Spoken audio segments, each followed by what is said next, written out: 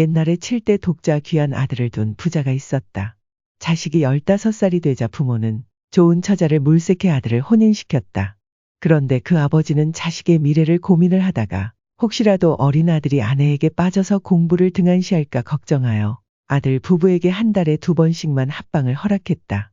그 외에는 아버지가 아들을 데리고 자고 어머니가 며느리를 데리고서 잠을 잤다. 그렇게 세월이 흐르는 중에 아들은 아내한테 정이 깊어져 아버지 몰래 아내를 불러내 정을 나누려고 했다.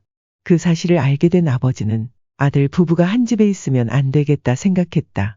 얘야, 이렇게 너희 부부가 함께 있으면 내가 과거에 급제하기는 어려울 것 같구나.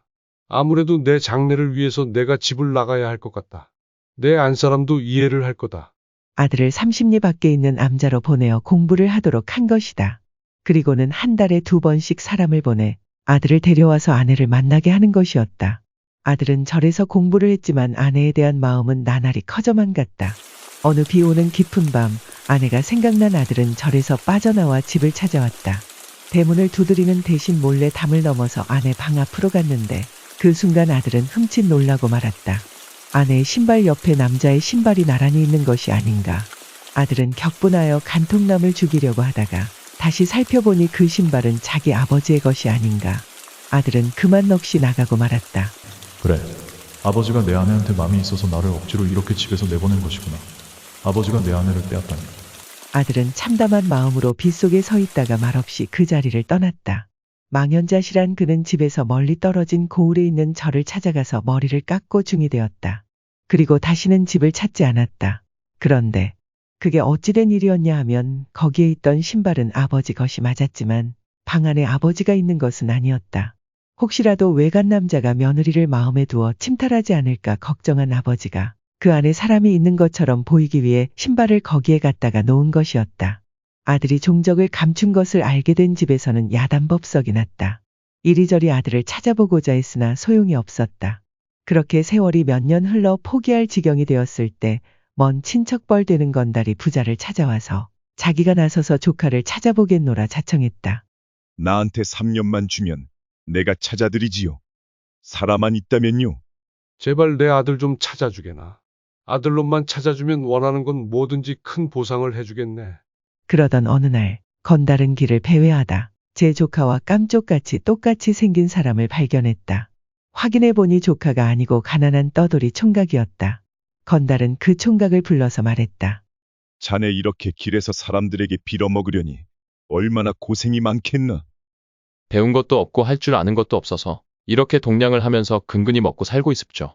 그럼 자네 내 말대로 한번 해볼 텐가? 잘만 하면 평생 잘 먹고 잘 살 수 있는데 말이야. 네?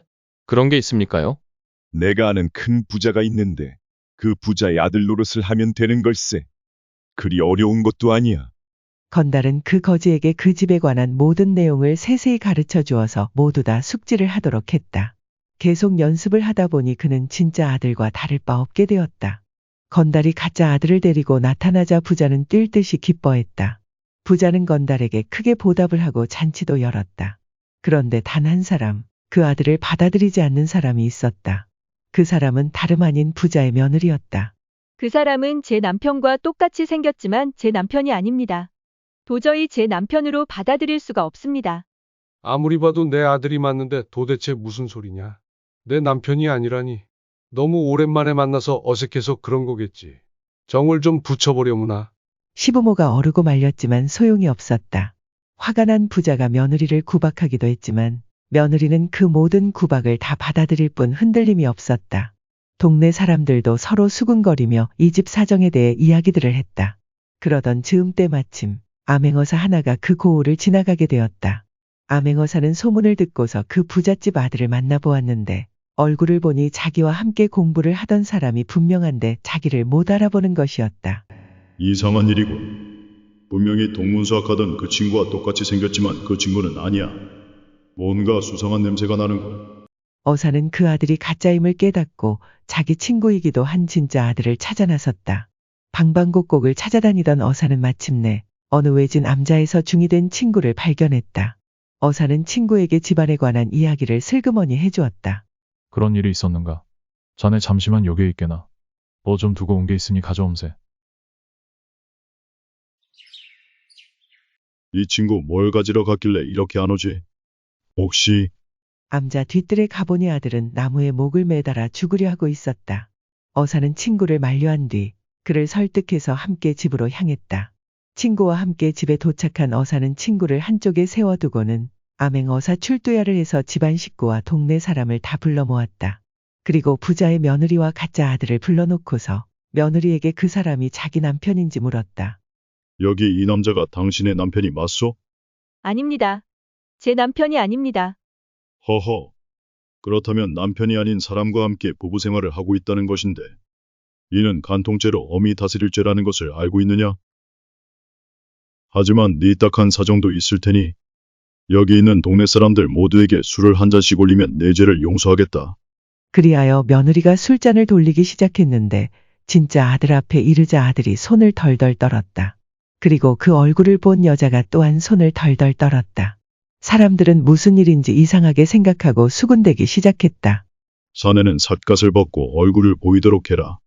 그가 얼굴을 내보이자 사람들이 모두 깜짝 놀라고 말았다.